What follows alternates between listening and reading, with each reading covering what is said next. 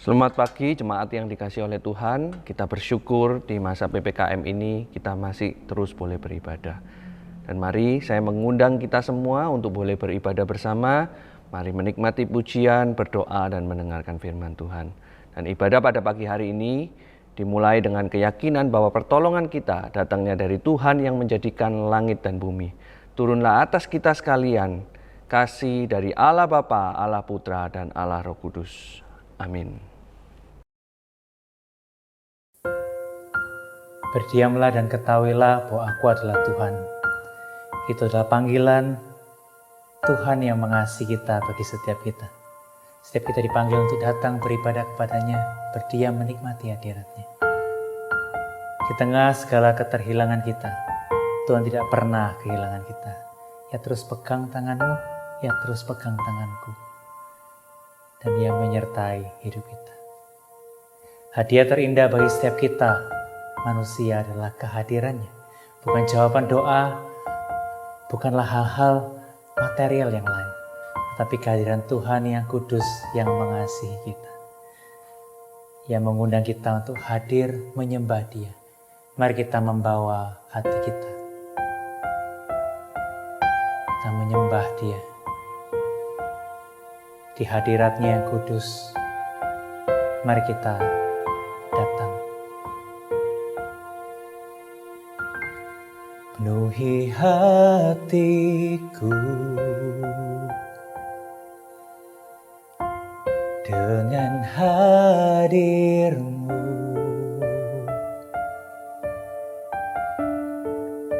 Ku rindu memandang wajah-Mu, oh Tuhan, di dalam kekudusan-Mu. Bawaku dekat dalam hati-Mu.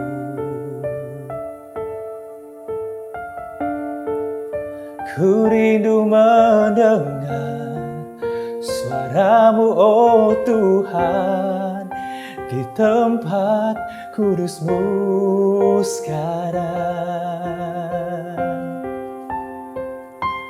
Ku rasakan kasih-Mu dan indahnya kekudusan-Mu, penuhi dengan kasih-Mu, diam di hadirat-Mu.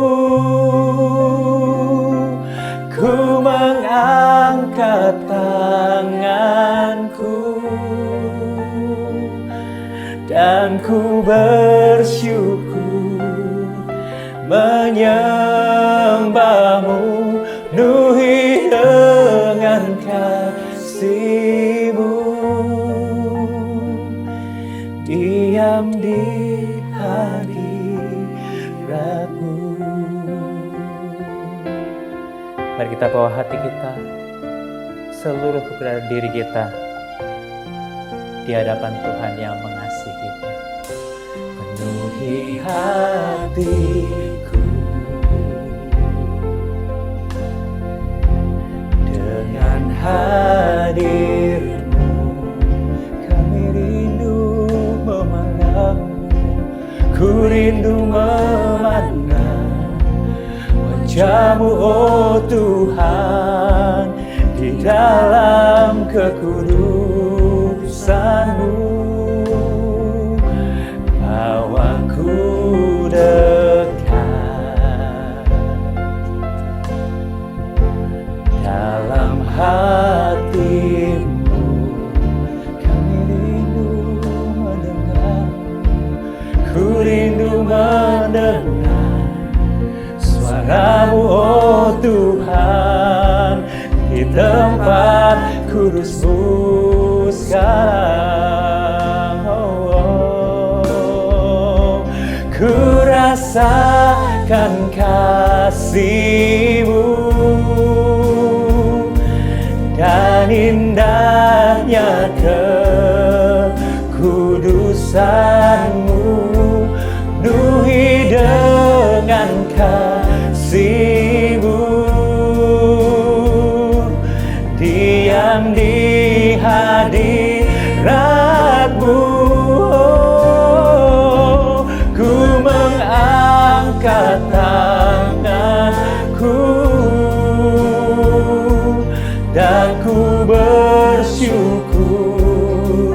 menyembahmu, penuhi dengan kasih-Mu, diam di hadirat-Mu. Sekalipun kami harus berjalan dalam lembah yang kelam, kami tidak takut bahaya Tuhan, sebab kami tahu Engkau beserta dengan kami. Kami membawa hidup kami, segala kegentaran ketakutan kami ke dalam tangan-Mu Tuhan kami yang berkuasa. Ini kami Tuhan di hadirat-Mu, lawatlah kami, ubahkan hidup kami, bangkitkan kami Tuhan.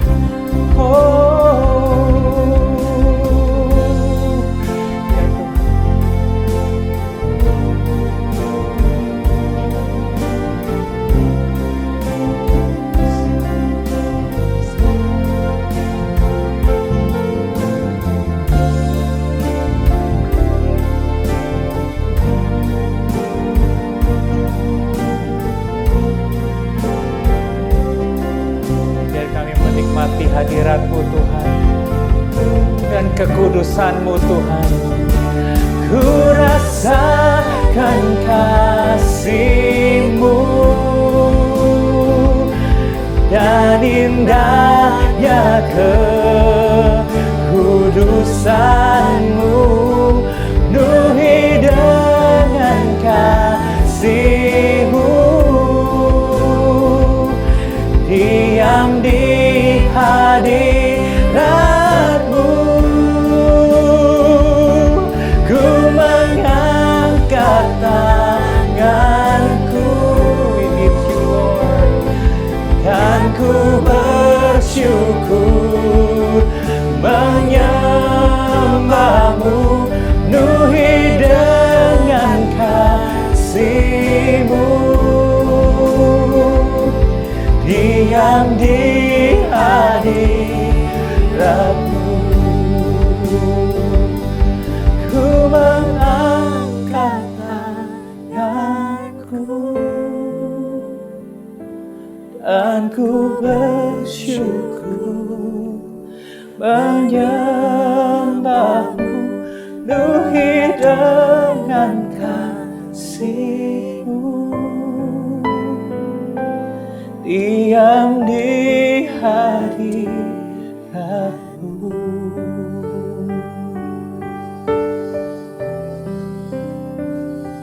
Ini kami Tuhan, anak-anak-Mu, domba-domba milik-Mu Tuhan. Kami datang di hadapan Tuhan saat ini, karena kami tahu kami lemah adanya, kami mudah tersesat, kami mudah hilang. Tapi kami tahu kami punya gembala yang mencari satu yang terhilang dan meninggalkan yang 99. Kalau kami hari ini terhilang dan gentar oleh karena situasi kondisi yang kami alami, kami percaya kami tidak ditinggalkan oleh Tuhan. Maka di dalam segala kekecewaan, kehancuran kami, mungkin kami menjauh daripada Tuhan. Tuhan tidak akan berhenti mengejar dan menemukan kami. Terima kasih Tuhan, Gembala kami yang baik, balutlah kami yang terluka, angkatlah kami yang terpuruk, bangkitkan kami yang setelah hancur Tuhan, oleh segala hal yang kami alami. Dan mungkin kami kehilangan orang yang kami kasih, kami bergumul di dalam kelemahan kami, kami gak mampu beriman kalau bukan Tuhan yang menambahkan kasih, anugerah, kehadiran, pengalaman bersama dengan Tuhan setiap hari.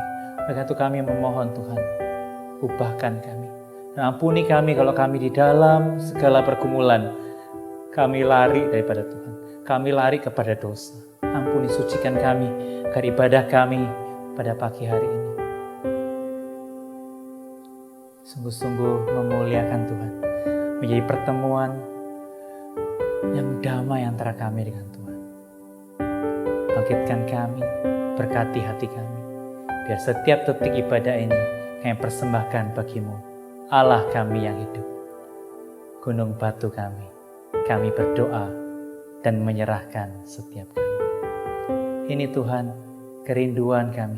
Kami mulaikan ibadah ini di dalam nama Yesus. Amin. Teman-teman sekalian, Tuhan adalah gunung batu kota benteng kita. Tidak ditinggalkan. Oleh karena itu mari kita bersama-sama datang mengandalkan Tuhan di dalam kehidupan kita. Mari kita bersama-sama menaikkan sebuah pujian dengan penuh iman. Kau gunung batuku, kau kota bentengku. Mari buah hidup kita penuh iman hanya kepada Tuhan kita.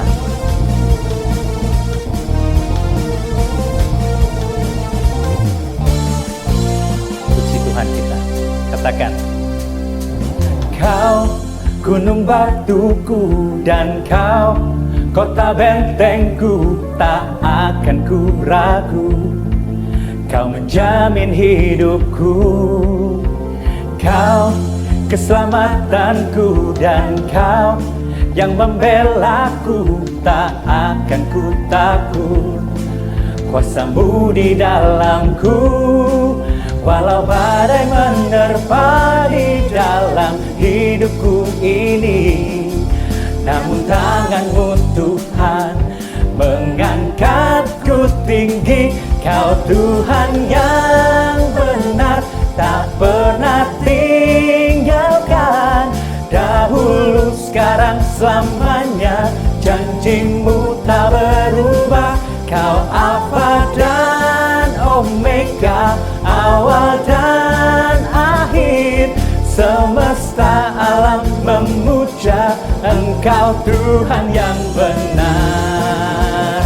Dengan penuh iman, mari kita naikkan pujian ini sekali lagi dengan segenap hati, segenap kekuatan. Mari kita datang kepada Dia, gunung batu kita yang hidup. Kau gunung batuku dan kau kota bentengku, tak akan ku ragu. Kau menjamin hidupku, kau keselamatanku, dan kau yang membelaku, tak akan ku ragu. Kuasa-Mu di dalamku, walau badai menerpa di dalam hidupku ini. Namun tangan-Mu Tuhan mengangkatku tinggi. Kau Tuhan yang benar, tak pernah tinggalkan. Dahulu, sekarang, selamanya, janji-Mu tak berubah. Kau Alfa dan Omega, awal dan akhir. Semesta alam memuja Engkau Tuhan yang benar. Ya Tuhan, ini hidup kami. Kami mau bawa kepadamu Tuhan. Percaya, kota benteng kami tidak akan ragu dan goyah. Oh, walau badai menerpa di dalam hidupku ini, namun tangan-Mu Tuhan mengangkatku tinggi. Kau Tuhan yang benar, tak pernah tinggalkan. Dahulu, sekarang, selamanya, janji-Mu tak berubah. Kau Alfa dan Omega, awal dan akhir. Semesta alam memuja Engkau Tuhan yang benar. Semesta alam memuja, semesta alam memuja, semesta alam memuja Engkau Tuhan yang benar.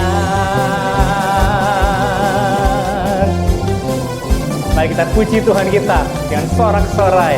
Kita bersyukur kota benteng kita tidak akan teguh. Dia akan melindungi kita. Haleluya. Silakan duduk teman-teman. Mari kita bersama-sama datang kepada Tuhan, membawa hidup kita kepada Tuhan yang mengasihi kita. Kita memilih Dia di dalam hidup kita. Sekalipun sukar, sekalipun berat, kita mau percaya dan datang memilih Tuhan lagi dan lagi.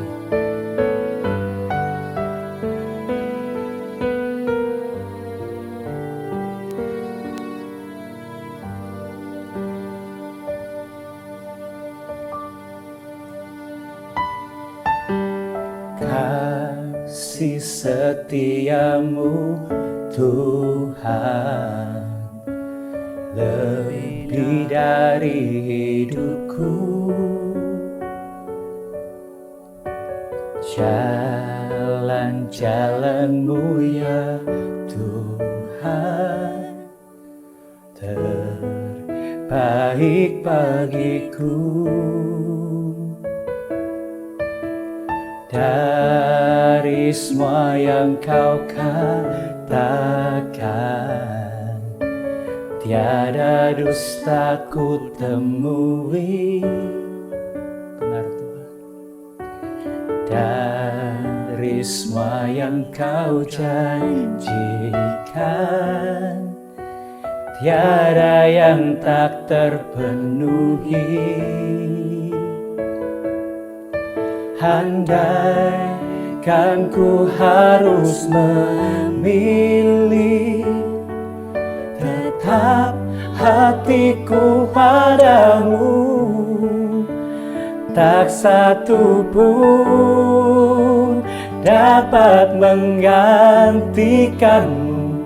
Hanya Kau yang berarti bagiku, lebih dari semua yang ada.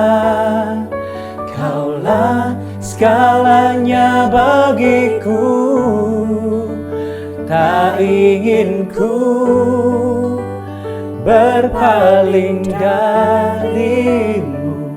Selamanya ku akan menyembahmu Tuhan.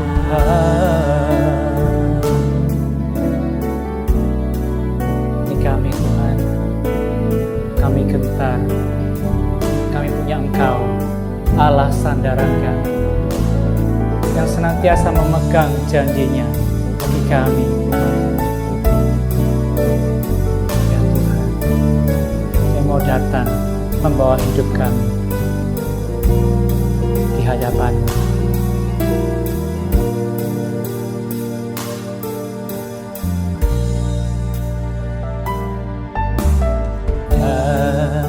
Dari semua yang Kau katakan, tiada dusta ku temui. Oh, dari semua yang Kau janjikan, tiada yang tak terpenuhi. Andaikan ku harus memilih, tetap hatiku padamu, tak satu pun dapat menggantikanmu. Hanya Kau yang berarti bagiku, lebih dari semua yang ada. Kaulah segalanya bagiku, tak ingin ku berpaling darimu. Selamanya ku akan menyembahmu. Andaikan ku harus memilih, tetap hatiku padamu, tak satu pun dapat menggantikanmu. Hanya Kau yang berarti bagiku, lebih dari segalanya, lebih dari semua yang ada. Kaulah segalanya bagiku, tak ingin ku berpaling darimu. Selamanya ku akan menyembahmu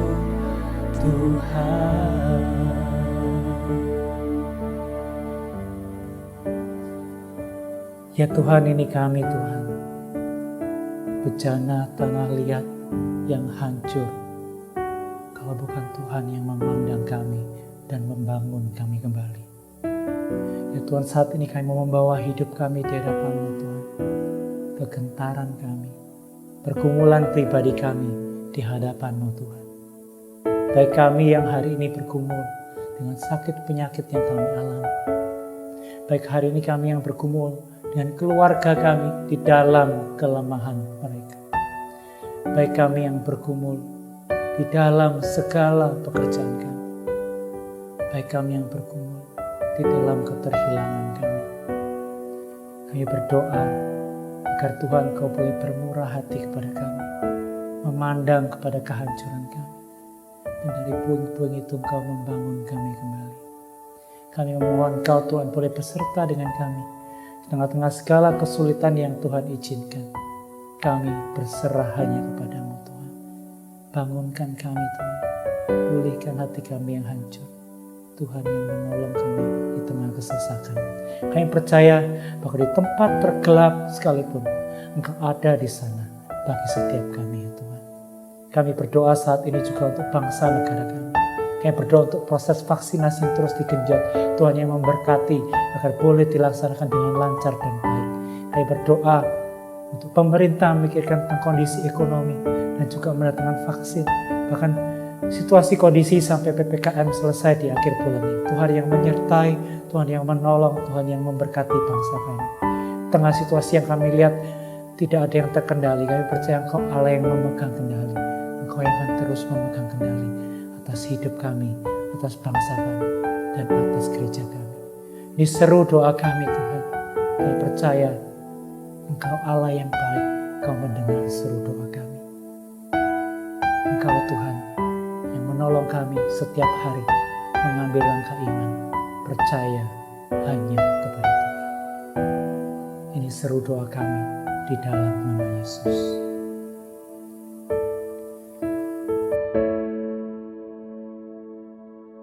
Andai kan ku harus memilih, tetap hatiku padamu.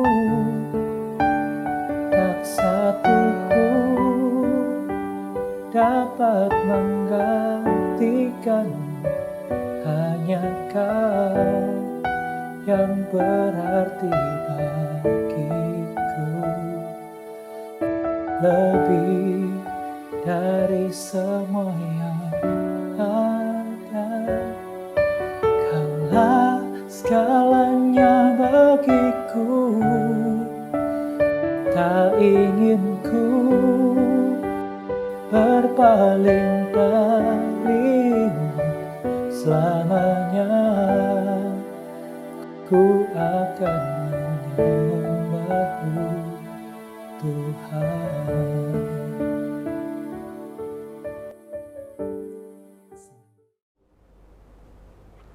Selamat pagi, berjumpa kembali dengan saya Penginjil Haryono Wong. Dan saya bersyukur pada pagi hari ini diberikan kesempatan untuk boleh menyampaikan firman Tuhan. Mari sebelum mendengarkan firman Tuhan, kita berdoa terlebih dahulu meminta pimpinan Tuhan. Bapa di dalam kerajaan surga, pada pagi hari ini kami mau mendengarkan firman Tuhan, mendengar sabda-Mu dan bersimpuh di bawah kaki-Mu. Kami memohon hikmat daripada Tuhan untuk kami boleh mengerti apa yang menjadi sabda Tuhan, untuk kami boleh melakukan apa yang menjadi isi hati Tuhan. Tolong sertai setiap kami, biarlah setiap kali pemberitaan firman Tuhan itu seperti benih yang ditanam di tanah yang subur, dan kemudian boleh berakar, bertumbuh, dan kemudian berbuah berkali-kali lipat menjadi berkat bagi sesama di dalam kehidupan kami. Terima kasih ya Tuhan, sertai kami yang akan mendengarkan dan sertai hamba-Mu yang akan menyampaikan. Di dalam nama Tuhan Yesus Kristus kami berdoa. Amin. Selamat pagi teman-teman sekalian. Pada pagi hari ini kita akan kembali mendengarkan firman Tuhan, dan hari ini firman Tuhan diberikan sebuah judul, Attention versus Distraction.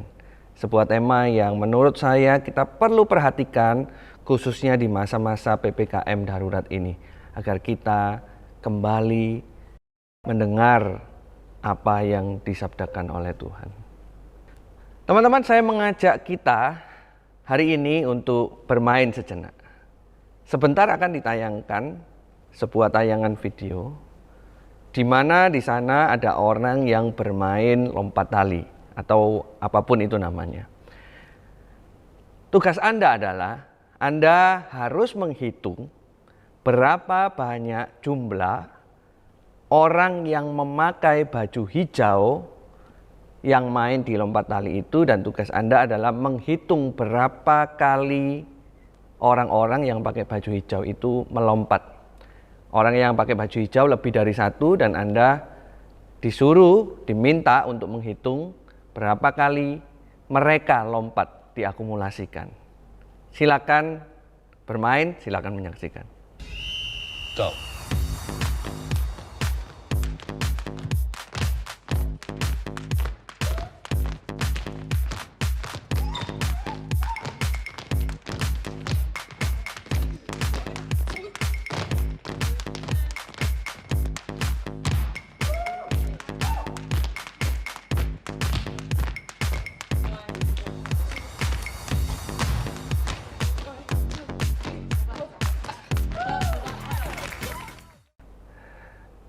Oke, sudah selesai.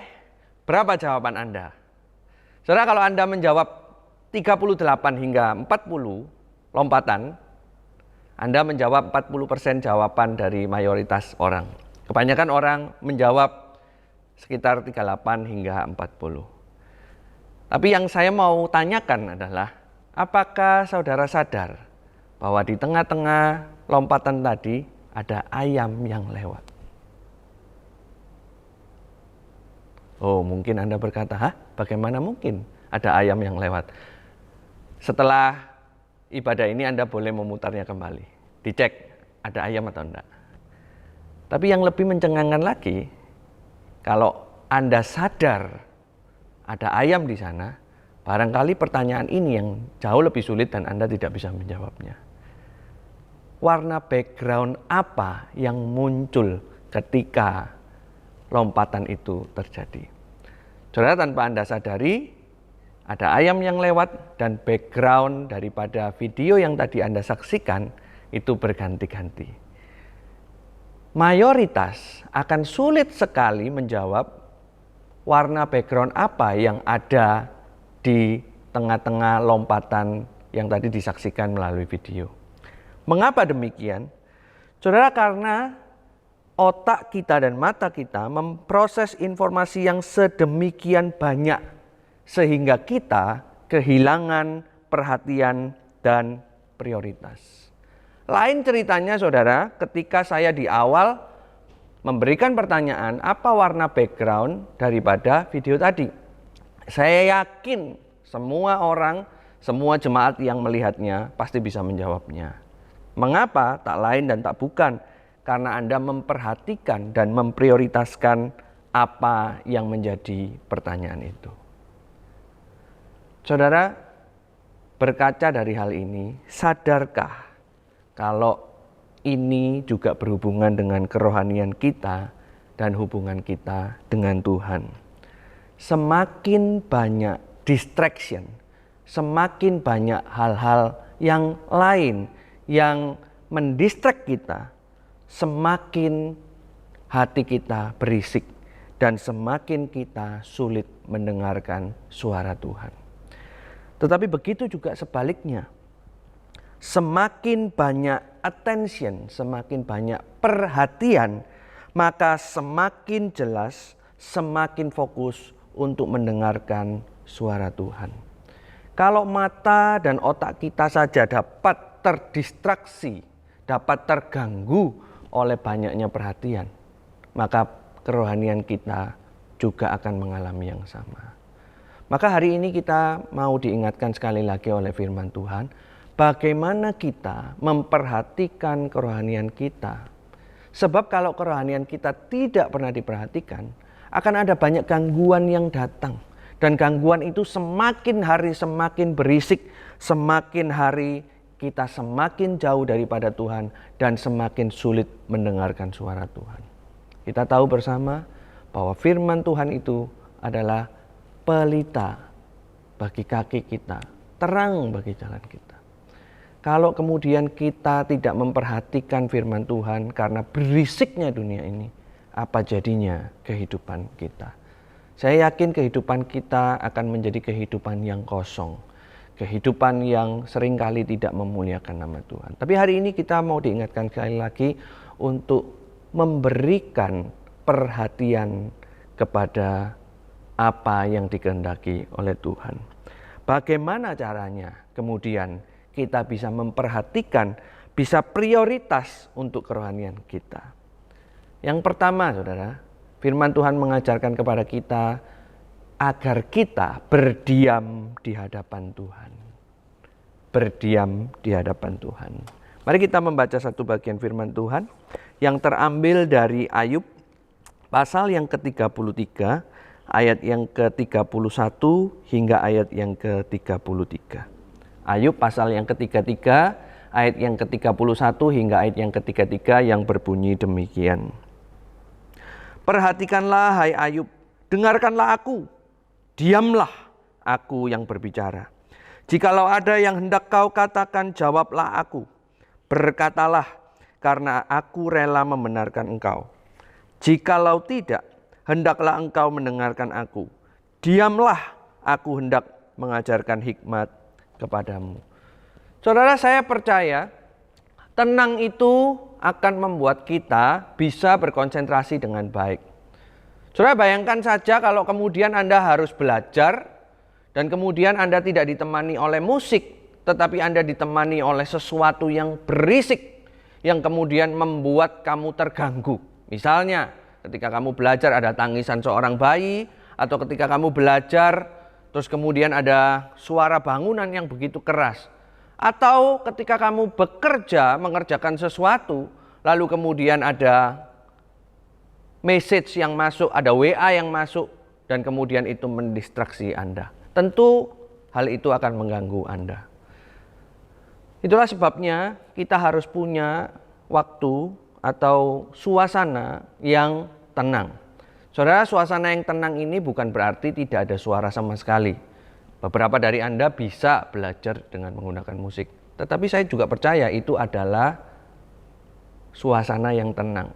Tenang yang dimaksud adalah di mana suasana itu tidak mengganggu Anda untuk melakukan apa yang menjadi prioritas Anda. Itu adalah definisi tenang. Nah, saudara, di sini Alkitab memberikan satu nasihat kepada kita semua. Kalau kita mau membangun, memprioritaskan, memperhatikan Tuhan, hati kita juga perlu tenang. Tenang apa yang dimaksud? Saudara, kisah Ayub ini mengajarkan kepada kita untuk belajar mendengarkan suara Tuhan dengan saksama. Kalau kita melihat konteks Ayub, Ayub ini sedang dirundung sedemikian besar masalah itu karena dia diizinkan oleh Tuhan untuk dicobai oleh iblis dengan sangat-sangat besar. Kita tahu ceritanya bahwa anak-anaknya tiada, harta bendanya habis, dan kemudian dia sendiri mengalami penyakit kulit yang mengganggunya. Nah, di tengah-tengah itu semua ada teman-temannya yang bernama Elihu, Bildad, Sofar yang memberikan masukan tentang apa yang terjadi kepada dirinya. Tak hanya itu, istrinya pula memberikan masukan mengapa ini terjadi pada dirinya dan bagaimana dia menghadapinya. Saudara, kalau kita membaca serangkaian kitab Ayub, maka teman-temannya memberikan masukan kira-kira demikian. Segala sesuatunya ini terjadi karena Ayub berdosa kepada Tuhan. Karena Ayub melakukan kesalahan. Karena Ayub melakukan yang jahat di mata Tuhan. Maka menurut teman-temannya, Ayub itu harus kembali bertobat kepada Tuhan. Itu versi daripada teman-temannya. Sementara versi daripada istrinya, Ayub ini salah menyembah Tuhan. Kalau kemudian mereka mengalami demikian, Ayub dan istrinya, Maka yang harus dilakukan Ayub adalah meninggalkan Allahnya dan kemudian berbalik kepada Allah-Allah lain. Karena Allah yang Ayub percaya ini adalah Allah yang tidak sanggup melepaskan mereka daripada pencobaan itu. Nah, di tengah-tengah suara bising ini, Ayub mendengar mereka dan mempertimbangkan apa yang menjadi nasihat mereka. Alkitab mengatakan nasihat istrinya ditolaknya karena dia tahu nasihatnya itu tidak tepat. Tetapi kemudian ada teman-temannya ini yang kemudian memberikan masukan kepada dia yang seolah-olah tampak benar. Bukankah masuk akal kalau Ayub itu mengalami semuanya ini kalau dia ada kesalahan? Bukankah lazim kalau Allah itu menghukum orang yang berdosa dan kemudian memberkati orang yang benar? Maka kemudian nasihat ini mulai membuat hati Ayub itu gamang. Membuat hati Ayub itu bimbang. Kenapa? Ini adalah nasihat yang benar, bukan? Dan pada zaman itu sudah umum kalau kemudian Allah itu menghukum orang yang bersalah dan kemudian meninggikan orang yang benar serta memberkatinya. Kalau kemudian Ayub mengalami hal ini, itu pasti Ayub itu melakukan kesalahan yang besar. Tetapi Ayub tidak berhenti sampai di sana. Dia tidak hanya mendengarkan nasihat daripada teman-temannya. Tetapi yang dia lakukan adalah berdiam bersama dengan Allah.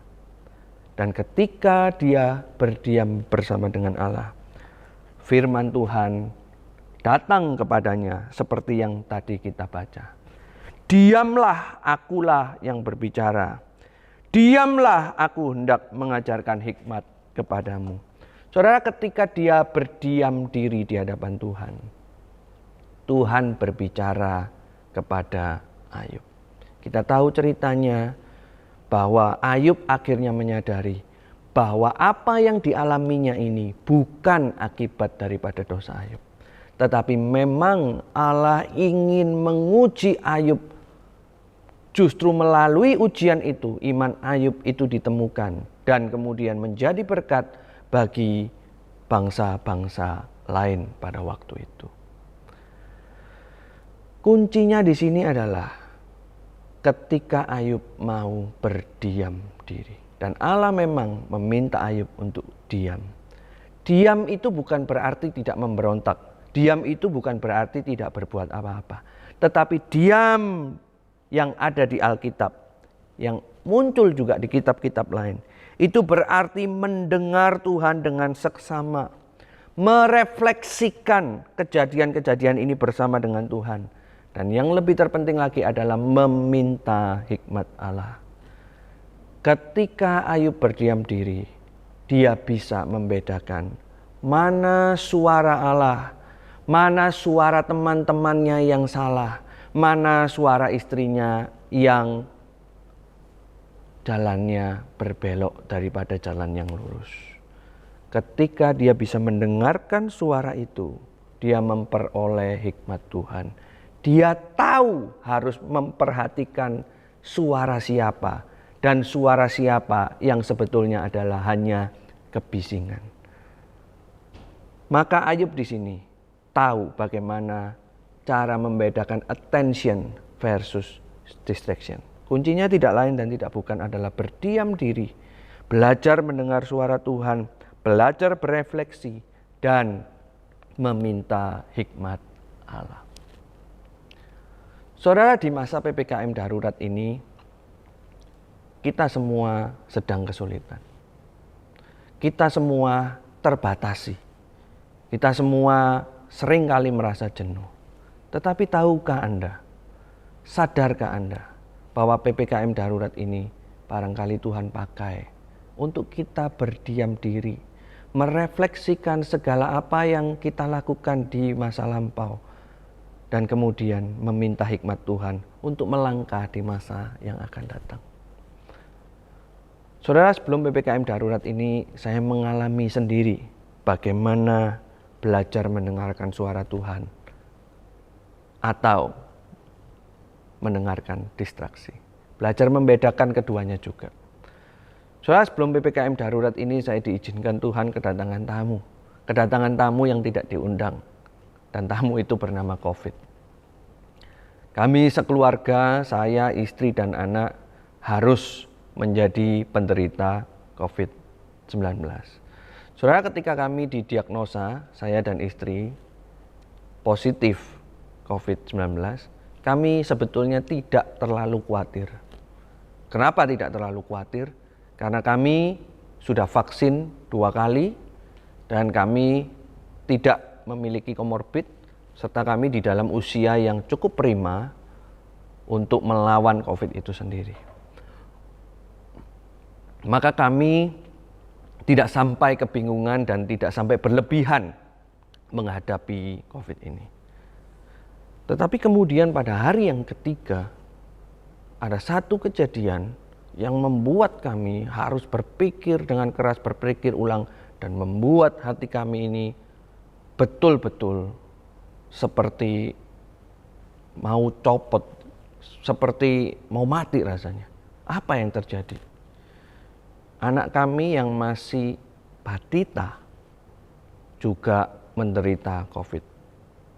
Tentu saja karena orang tuanya juga menderita COVID dan kami tidur bersama, dan anak kami juga menderita COVID ini. Karena dia masih usia batita, artinya dia belum divaksin. Dan kemudian pada hari yang ketiga itu, dia mengalami demam yang sangat tinggi, 39,8 derajat.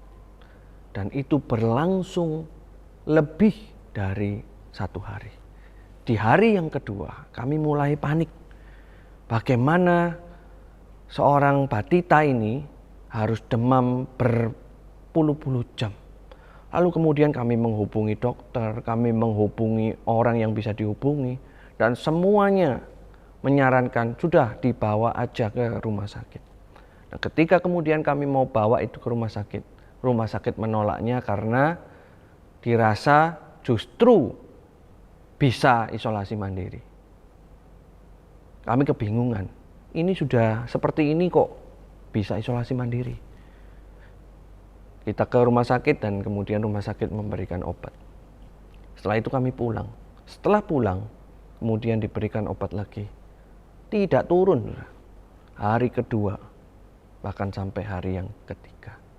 Di hari yang ketiga itu kami sudah membulatkan tekad untuk kemudian ini harus dibawa ke rumah sakit untuk penanganan selanjutnya. Kalau tidak, dia mungkin akan mengalami epilepsi atau sesuatu yang lain yang lebih parah.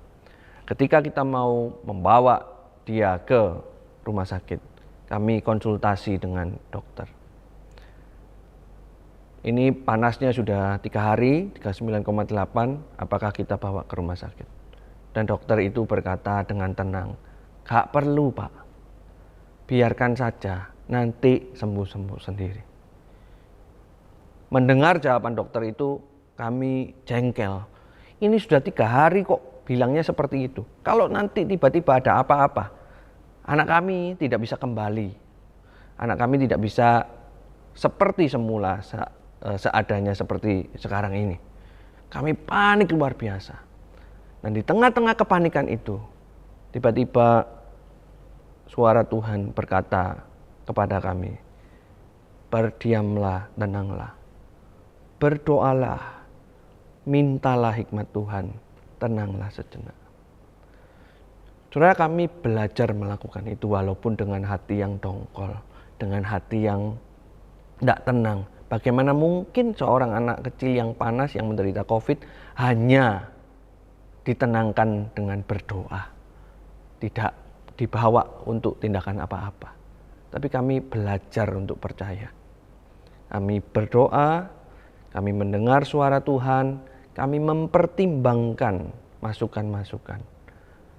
Masukan dari orang tua, yuk bawa ke rumah sakit. Masukan dari rekan-rekan jemaat, bawa ke rumah sakit dan sebagainya. Sementara yang dari dokter, udah tunggu aja. Kami harus memilih mana yang harus menjadi perhatian kami dan mana suara-suara yang menjadi distraksi. Kami berlutut di hadapan Tuhan, kami berdoa, kami menenangkan diri, kami merefleksikan apa yang menjadi suara Tuhan. Kemudian kami memutuskan, oke, kita tunggu setengah hari lagi. Kalau setengah hari ini sudah mulai turun, maka benarlah apa yang dikatakan oleh dokter. Kita mendapat hikmat daripada Tuhan melalui dokter, bahwa anak ini punya kekebalan yang bisa sembuh sendiri. Kami coba browsing di internet, juga kita mendapati bahwa usia yang lebih muda lebih cepat pulih. Kami tunggu setengah hari. Dan benar, ketika kami menunggu setengah hari itu, anak kami panasnya berangsur-angsur turun, demamnya berangsur-angsur turun. Dan kemudian sampai hari ini dia sudah pulih sepenuhnya. Saudara, dari pengalaman ini saya belajar bahwa ketika ada suara-suara di dalam kehidupan kita, jangan cepat-cepat untuk mengambil keputusan atau melangkah. Belajar untuk berdiam dulu sejenak.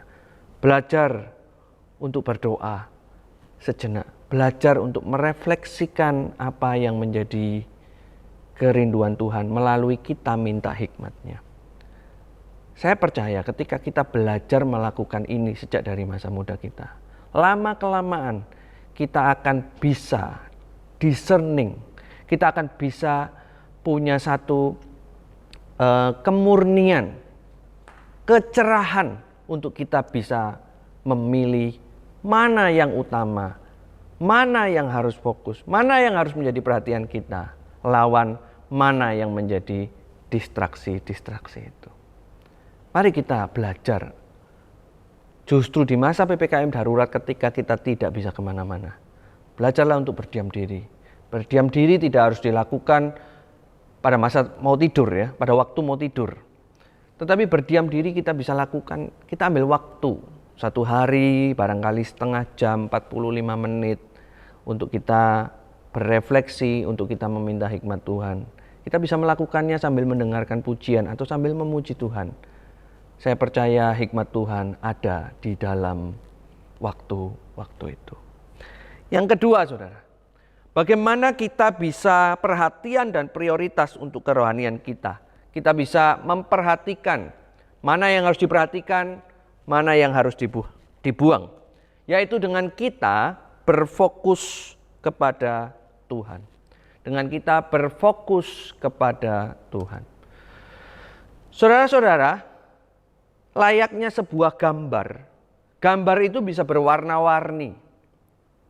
Tetapi warna-warni itu hanya bisa menjadi ambience, hanya bisa menjadi background ketika gambar itu tidak fokus. Maka ketika Anda melihat video ini, Anda akan melihat background yang lebih blur dan kemudian saya yang menjadi fokus. Supaya apa? Ketika Anda mendengarkan ini, Anda berfokus kepada saya dan firman Tuhan apa yang sedang disampaikan, bukan kepada latar belakangnya. Fokus itu artinya dengan sengaja melihat, memperhatikan, dan melakukan sesuatu. Apa jadinya kalau kemudian ada sebuah gambar dan kemudian kita salah memperhatikan, justru yang kita perhatikan adalah background yang blur itu. Kalau kita salah memperhatikan, tentu kita justru tidak akan mendapatkan sesuatu daripada apa yang kita lihat, yang kita dengarkan, dan yang kita lakukan itu. Saudara, firman Tuhan juga mengajarkan yang sama. Ketika kita mau memperhatikan kerohanian kita, kita harus fokus. Kita membuka satu bagian firman Tuhan, Yesaya 42, ayat yang ke-18 hingga ayat yang ke-25. Yesaya 42 ayat yang ke-18 hingga ayat yang ke-25 yang berbunyi demikian. Dengarkanlah hai orang-orang tuli, pandanglah dan lihatlah hai orang-orang buta. Siapakah yang buta selain dari hambaku, dan yang tuli seperti utusan yang kusuruh? Siapakah yang buta seperti suruhanku, dan yang tuli seperti hamba Tuhan? Engkau melihat banyak tetapi tidak memperhatikan. Engkau memasang telinga tetapi tidak mendengar. Tuhan telah berkenan demi penyelamatannya untuk memberikan pengajarannya yang besar dan mulia. namun mereka suatu bangsa yang dijarah dan dirampok. Mereka semua terjebak dalam geronggang-geronggang dan disembunyikan dalam rumah-rumah penjara. Mereka telah menjadi jarahan dan tidak ada yang melepaskan. Menjadi rampasan dan tidak ada yang berkata, kembalikanlah. Siapakah di antara kamu yang mau memasang telinga kepada hal ini? Yang mau memperhatikan dan mendengarkannya untuk masa yang kemudian? Siapakah yang menyerahkan Yakub untuk dirampas dan Israel kepada penjara? Bukankah itu Tuhan? Sebab kepadanya kita telah berdosa dan orang tidak mau mengikuti jalan yang ditunjuknya. Dan kepada pengajarannya orang tidak mau mendengar. Maka ia telah menumpahkan kepadanya kepanasan amarahnya dan peperangan yang hebat. Yang menghanguskan dia dari sekeliling tetapi ia tidak menginsafinya. Dan yang membakar dia tetapi ia tidak memperhatikannya. Saudara-saudara, di sini Yesaya mau mengatakan kepada kita semua bahwa bangsa Israel tidak pernah berfokus kepada Tuhan pada waktu kitab ini ditulis. Yesaya menjelaskan kepada kita semua bahwa bangsa Israel itu diberikan sebuah anugerah khusus oleh Tuhan, sebuah privilege untuk menjadi bangsa kepunyaannya. Diberikan anugerah khusus untuk menerima firman-Nya. Diberikan anugerah khusus pula untuk melihat keajaiban-keajaiban Tuhan. Baik pada zaman Musa, pada zaman Yosua, pada zaman raja-raja, pada zaman nabi, khususnya Elia dan Elisa, di mana keajaiban itu banyak sekali diberikan Tuhan. Dan kemudian pada zaman Yesaya, mereka melihat, mereka mendengar, dan mereka mengalaminya. Tetapi mereka tidak pernah percaya dengan sungguh-sungguh kepada Allah. Karena mereka tidak fokus.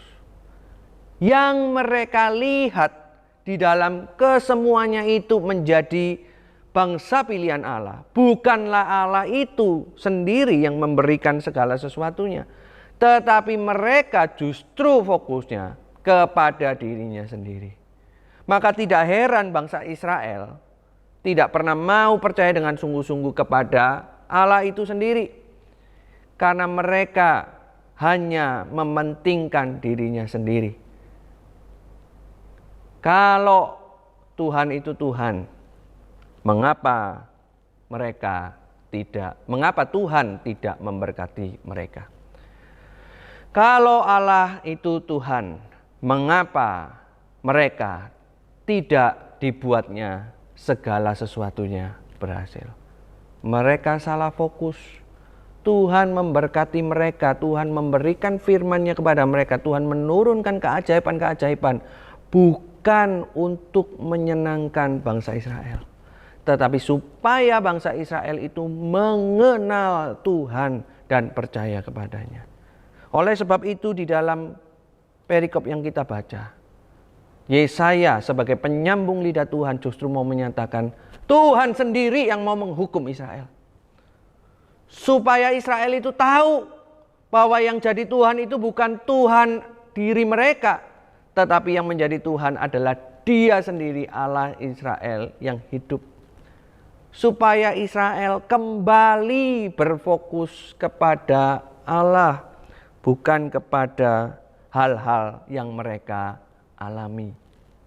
Saudara, kita tahu kelanjutannya cerita ini, bahwa setelah Israel dihukum di dalam penghukuman Babel seperti yang disampaikan oleh nabinya Yesaya, bangsa Israel berbalik 180 derajat. Kalau dulunya mereka tidak percaya atau setengah percaya kepada Allah, setelah penghukuman itu bangsa Israel sungguh-sungguh memurnikan dirinya, meninggikan Yahweh, Allah yang hidup, Allah Israel yang memberkati mereka. Namun pertanyaannya bagi kita, apakah kita juga seperti bangsa Israel menunggu dihukum terlebih dahulu baru bisa fokus? Tentu tidak demikian. Melalui firman ini kita mau belajar untuk fokus melihat apa yang Tuhan kerjakan. Saudara, masa-masa ini adalah masa-masa yang baik untuk kita bisa berfokus kepada Tuhan. Bukan kepada kejadian apa yang ada di sekeliling kita, Tetapi apa yang Tuhan sedang mau kerjakan melalui peristiwa ini. Kalau kita kemudian bisa menghayati hal itu dan bisa fokus kepada Tuhan, maka kita akan melihat keindahan Tuhan. Mari kita sama-sama belajar untuk melihat keindahan Tuhan melalui setiap kejadian yang kita alami. Saudara, berikut ini ada sebuah gambar.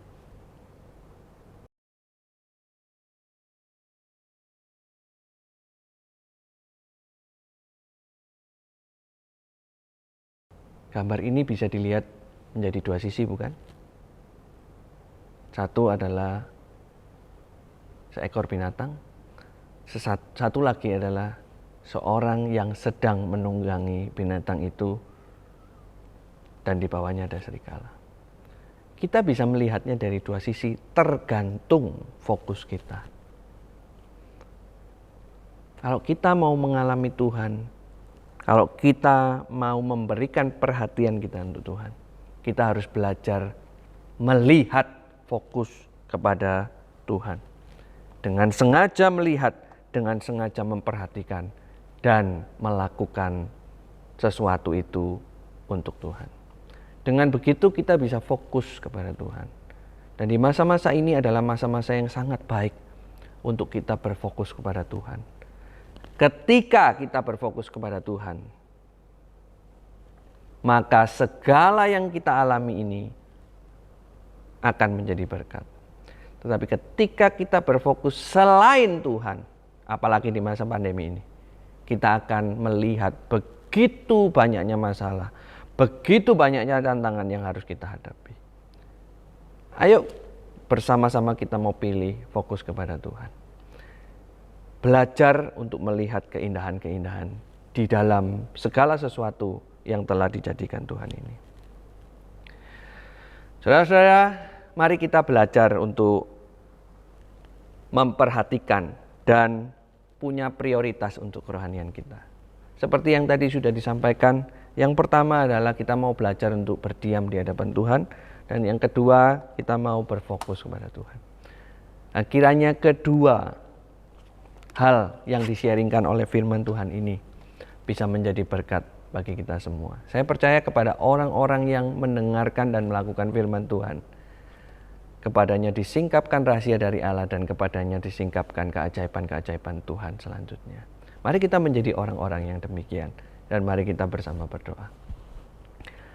Tuhan, terima kasih untuk firman-Mu yang sudah boleh mengingatkan kami tentang apa itu perhatian, apa itu seharusnya yang menjadi perhatian kerohanian kami. Kami mau belajar untuk melakukannya. Tolong kami, berikan kami kerinduan untuk kami boleh berdiam diri di hadapan Tuhan, untuk kami boleh fokus melihat Tuhan di dalam segala kehidupan ini. Meteraikan firman ini ya Tuhan, dan biarlah firman ini menjadi kekuatan kami di dalam menjalani kehidupan. Di dalam nama Tuhan Yesus Kristus kami berdoa. Amin. Saya mengundang jemaat untuk bangkit berdiri. Mari kita bersama dengan gereja, segala abad dan tempat kita mengikrarkan pengakuan iman rasuli.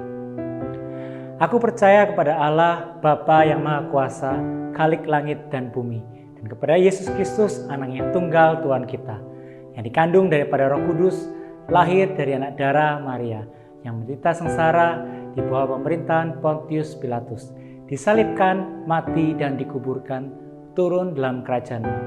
Pada hari yang ketiga, bangkit pula dari antara orang mati, naik ke surga, duduk di sebelah kanan Allah, Bapa yang Maha Kuasa, dan dari sana ia akan datang menghakimi orang yang hidup dan yang mati. Aku percaya kepada Roh Kudus, gereja yang kudus dan am, persekutuan orang kudus, pengampunan dosa, kebangkitan tubuh, dan hidup yang kekal. Amin. Saya mengundang kita semua untuk boleh bangkit berdiri. Kita akan mengakhiri ibadah kita dan menerima berkat yang daripada Tuhan. Kiranya kasih karunia Allah yang berlimpah-limpah, penebusan daripada Tuhan Yesus Kristus, kekuatan, penghiburan, penyertaan dari Allah Roh Kudus, menyertai kita sekalian dari sekarang sampai selama-lamanya. Amin. Jemaat dipersilakan untuk duduk, silakan mengambil saat teduh, dan Tuhan Yesus memberkati.